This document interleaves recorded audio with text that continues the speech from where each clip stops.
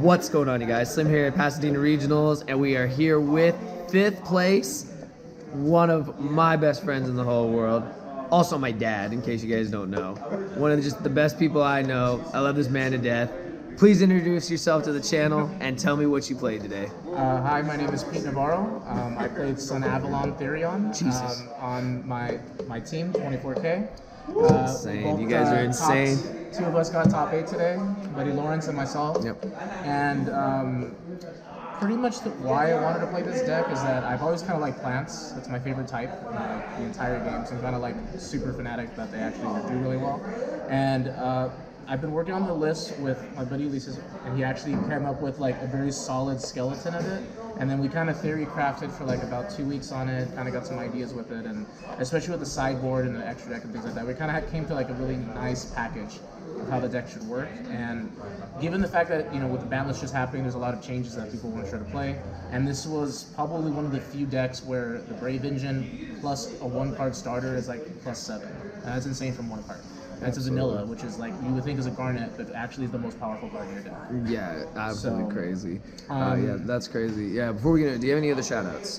Yes, I want to shout out our Instagram, 24K Duelist. You know, it's on there. Link in the description. I got you guys as always. So want to thank them. Probably want to thank, you know, my team. Everybody's, you know, awesome. Mike Hilario, he does everything for us here. So you know, God, my government name. Yeah, like Mike Sanchez, you know, great, you know, friend, everything. You know, it's appreciate him. Fodias, Ulysses, Ivan, Lawrence, Rigo, Manuel. I'm always gonna forget names, but but everybody that's on 24K's team, if whoever I forget. I'm sorry, I apologize. But I appreciate everybody on there. They've done a lot for us. Thank my mom, you know, my greatest supporters, Alex, my brother, all of them. They encourage me to keep playing. So a lot, yeah. So, but I appreciate everybody that's, you know, kind of contribute to this, and you know, it makes me enjoy the game. I'm glad that real life events have happened again. Absolutely, so. And we appreciate you. Oh. We all do. So just can't forget that. All right, man. Well, without further ado, let's see what you played. Okay. So first off, it's the deck counts 45. Okay. We start off by playing 3 of the pretty much the heart of the deck, the starting seed. The fact that it's a vanilla just still baffles me. It's so crazy. It's something you have to play 3 of. It's a 1-card starter for everything that you need. Depending on how you open up, it's one of the most important cards. It has everything going for it. It's level 1. It's plant. It's earth. 0, 600. It just has everything you need, and this you have to play 3 of. It's an absolute necessary piece to the deck.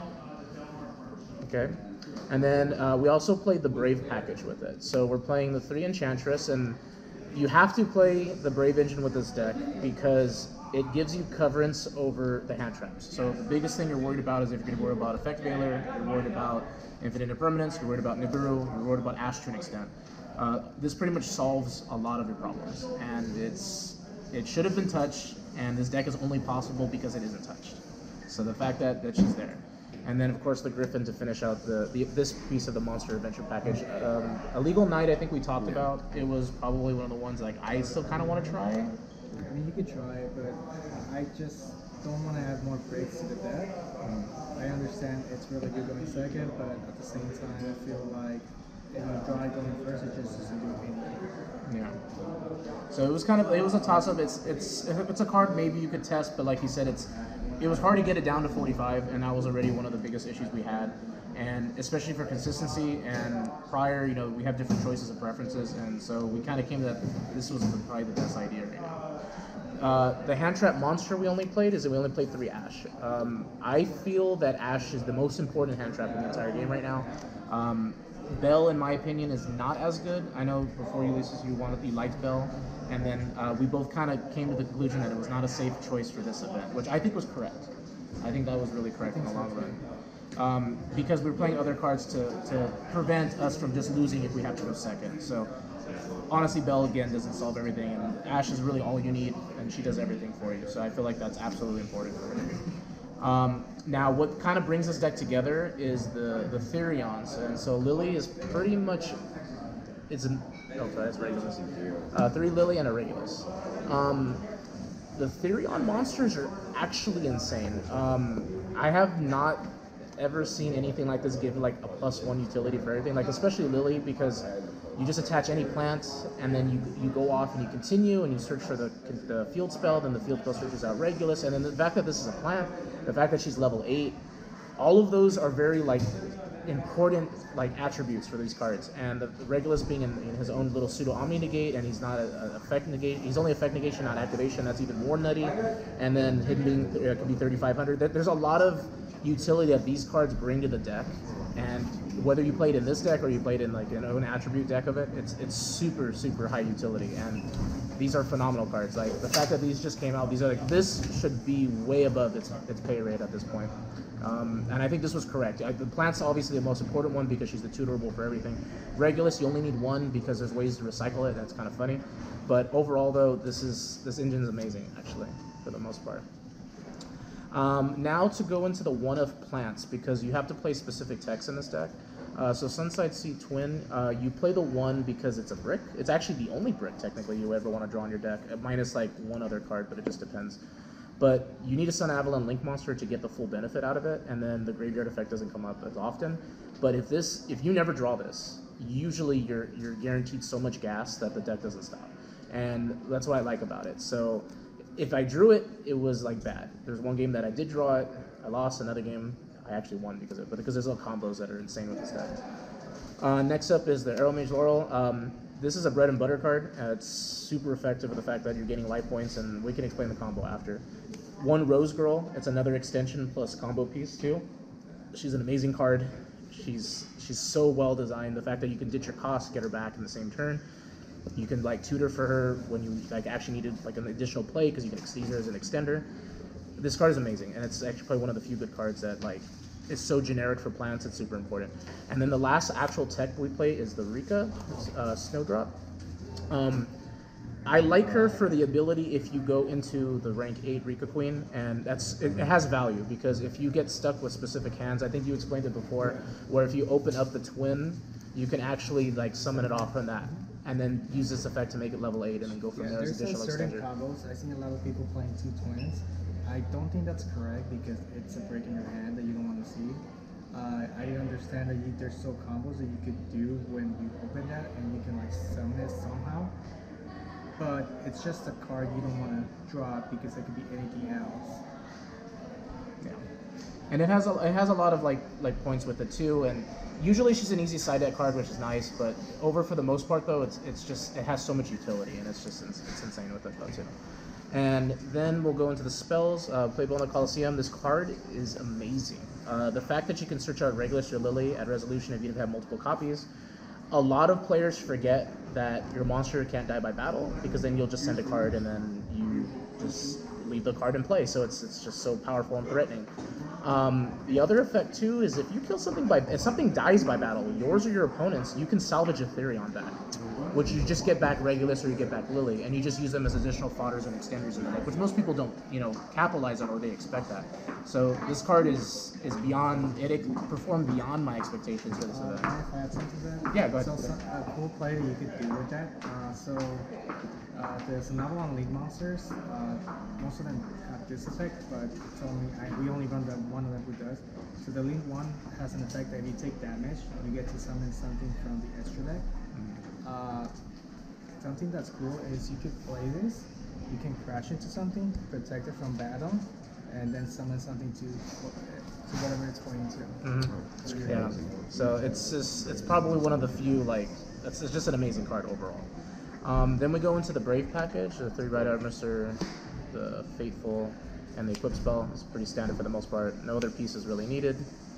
And again, it's absolutely necessary. Now, since Loki is the most important part of this deck, you need to capitalize on being able to tutor for it. So your biggest thing is 3 Painful Decision. I like this card if I'm playing against everything except for ABC Therion, because this is like what you need.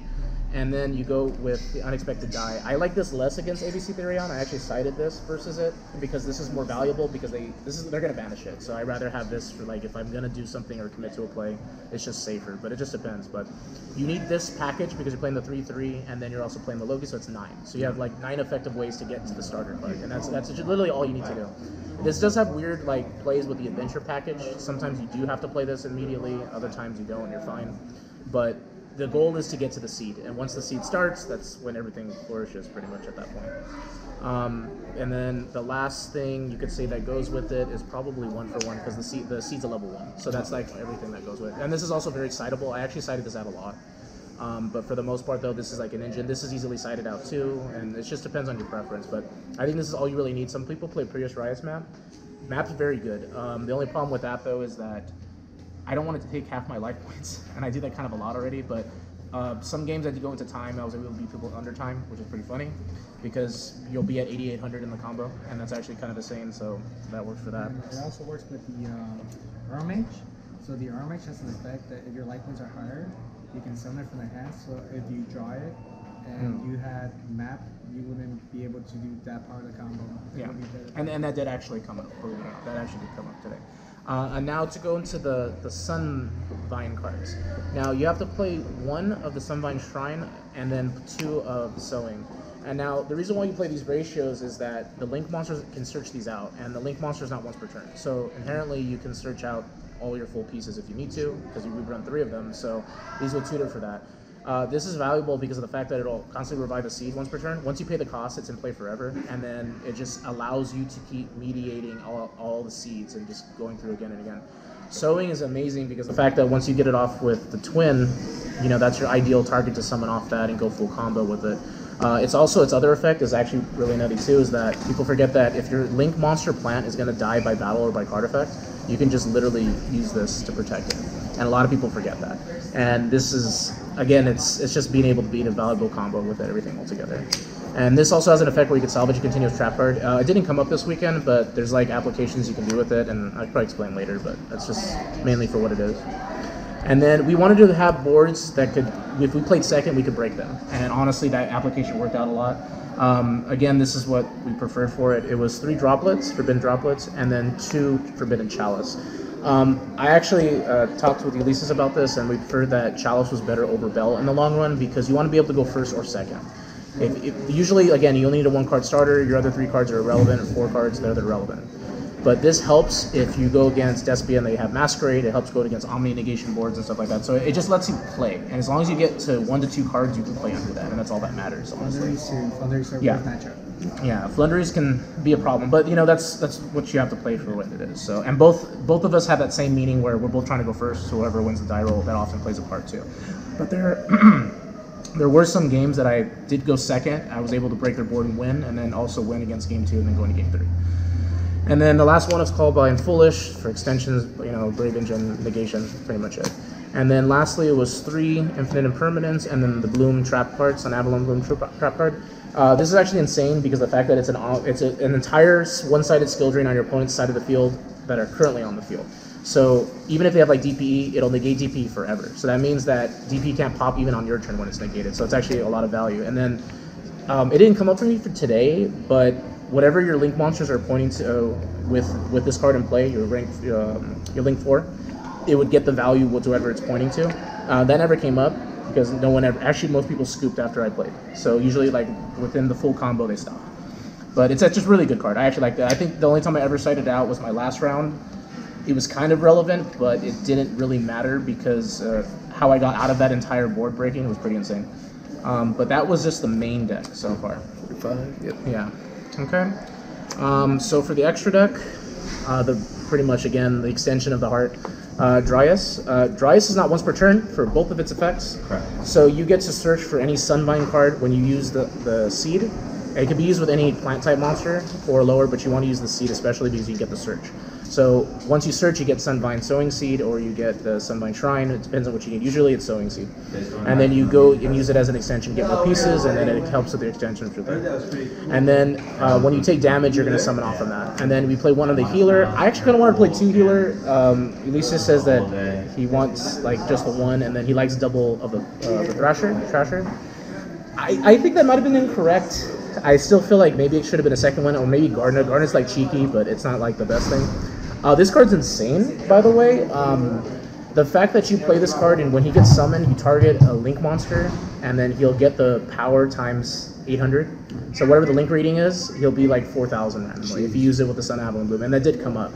So That card is like really insane. Combos off really well with the other Elite 3 that they have. Yeah. This is the best card in the extra deck.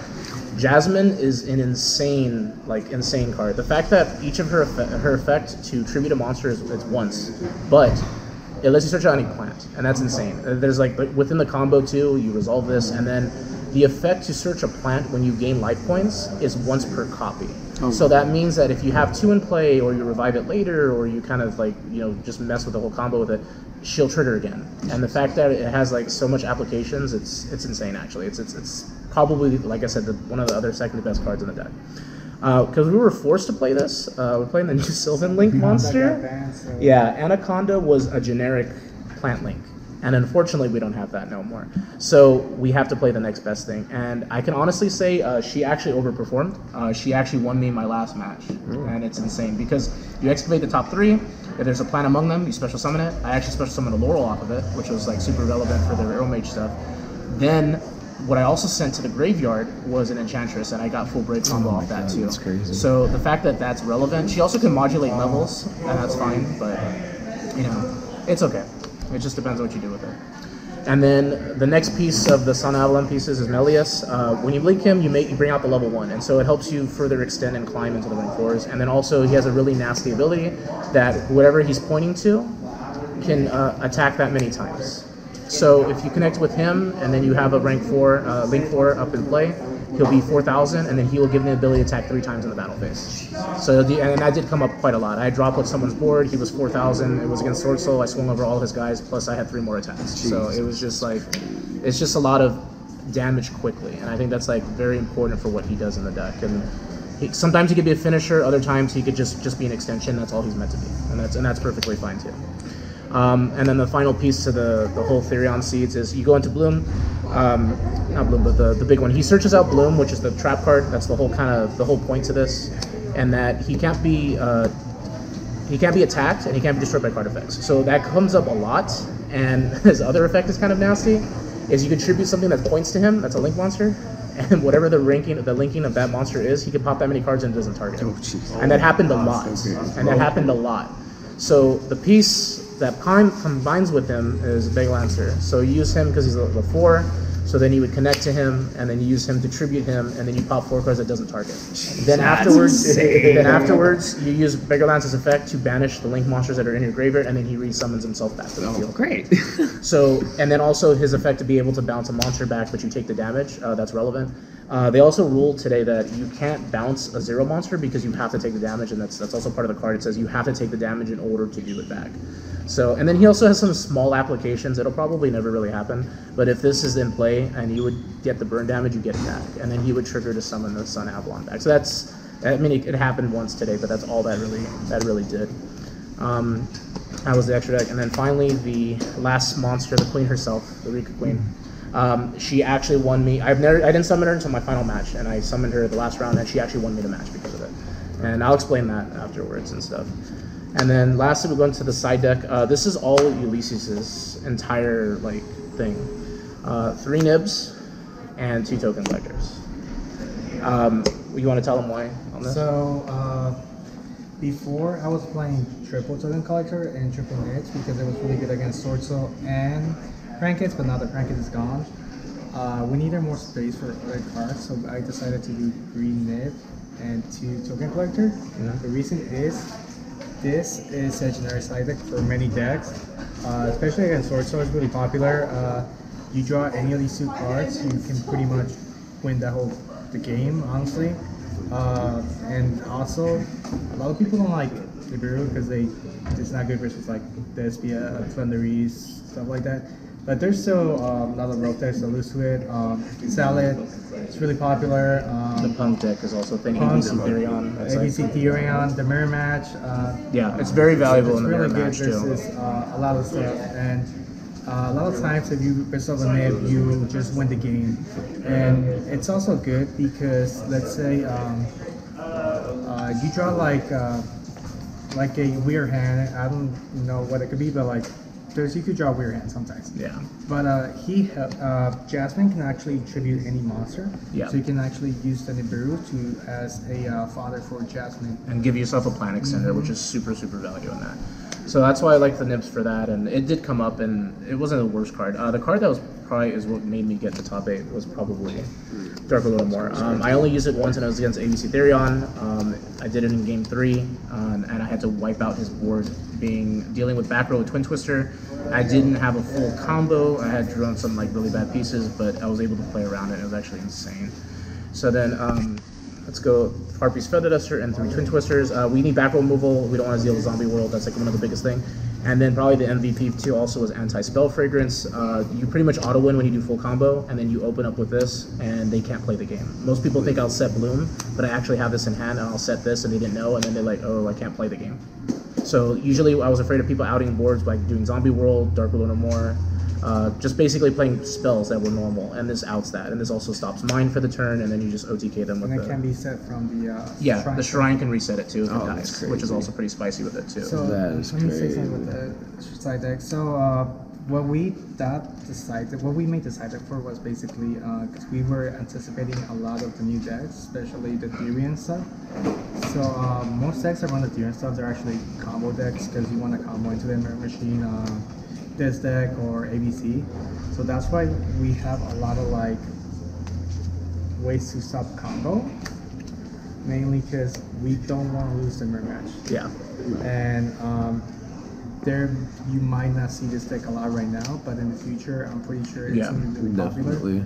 Yeah. So these cards are definitely needed. Yeah, board breakers are good, and just to kind of get an idea of what we're talking about and like what people want to see for it. Yeah. We'll do how it is with adventures, so I'll just kind of put that all out there, so that way you kind of know the board. So you guys just really chose, like, I would say high impact, like a high impact like variants, like in your side Yeah. deck that covered enough of Yeah. pretty much the format and accounted for anything new that might Yeah. show up. And So- if it's gonna happen, it's gonna be here at our regionals. Yeah, and the fact that, like I said, the deck can utilize what it needs to do. So the board is kind of often like this. This happened a lot. So this is like something I did all of it like multiple times. And when you go and you go to loci, you get rid of the loci, and then the loci will then go into the Dryas. Dryas is then going to search for a Sunvine card.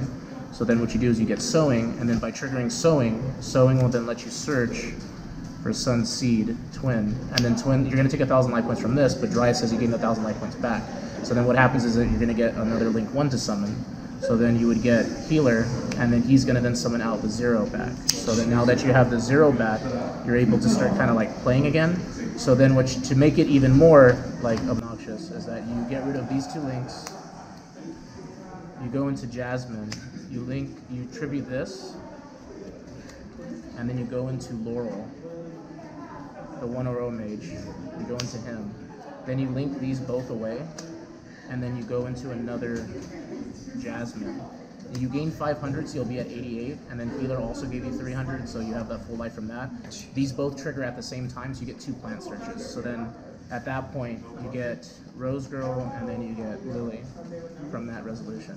And then you would use her to attach this. This summons itself. You send this. You search your deck for another Therion spell or trap. You use that to search for the field spell. The field spell will then add you Regulus. Then you're going to have these in your hand. You're going to link these away. Make Melius. Melius will then trigger, and then he'll bring back the 0. Okay. Then you want to continue your play and link these away, because you want to keep it co-linked to the second Melius. Melius will then trigger again because it's not once per turn. You link this away again. You go into Dryas up here because now he's in the extra zone again. You trigger Dryas again to get another Sunvine card, which then gets you the Sunvine Shrine, which was the part of the extension you need to go further into the deck. So then to keep your board present still, you use him, Regulus, you equip Lily to it. So now he has an Omni Negation plus the field spells up now. Then you go into this, you get rid of this extension. You go into the big SUNAVALON for, use its effect to search for the trap card. So you get Bloom to your hand. Then in doing so, you have like, well, what do I do left? So now you do Shrine, and then Shrine ditches this cost in order to activate it. Then she goes back to your hand because you sent her to the graveyard. Then this activates, and then you summon back 0 Seed, and then this links itself away. And then you make Bang Lancer. Now, to make this even, if it's more, if you open up really, really, really well, you really like just get full extension. The Rika Girl allows you to tribute Bagalancer to summon her, and then because you have the Rose Girl in your hand, you resummon it as well. You exceed these together to make Rika Queen, and then afterwards to activate Bagalancer, you go and banish materials to summon back out. So you to just basically make them a 4. So you banish these from your graveyard, you resummon back to the field. He's in the middle. And then you have the continuous trap card, you set it. So you end your board with a negation. You have a card in every single zone. My entire zone was full. Everything. That's crazy. So the way to end with her, actually, you only need to open either the Rose Girl, the Rika Fairy, or the Lily, and you can end it with the whole board. Yeah. If you don't open any of those cards, you just end with the same board but without the teardrop. But that's why we run this, just in case we open any of those. To go in, to go into an extra body. And she tributes, so I mean, LCD. Yeah. And so for like relevance too, it's like you did start with Brave, but like even if you didn't have Brave, if you went unopposed, you would still end on pretty much everything minus just the Brave cards. That's and so crazy. To win my finals match was hard. It's probably against my buddy Cameron, and I was able to Dark Ruler him, and in the same turn, I was only playing with 3 cards and using the Sunvine Shrine and everything to get the full combo. I won because of her. She actually hit the Lily off of it, and then I had Laurel for an extension. And then what I was able to do was I was actually because I Dark Ruler no more, and he had ABC Buster. So then he had ABC Buster plus Silver Gadget, and not Silver, Platinum Gadget. And I made Rika Queen, so I used Rika Queen, and I just used her effect, and I got rid of his ABC Buster by tributing it. Then I still had Regulus in play because I was able to salvage him. So I left him with Platinum Gadget. I made Bagalancer, used his effect, bounce the gadget. I took damage, which I didn't care because we had like to play under 5 minutes. He drew for turn. He had played the Therion field spell to search. I used his effect to negate. He didn't know that I could send this as a, because it references monster. It checks this as a monster because it is a monster. It's not an equip spell at the time. Because it's referencing what it is. It doesn't care about if it's an equip spell or not.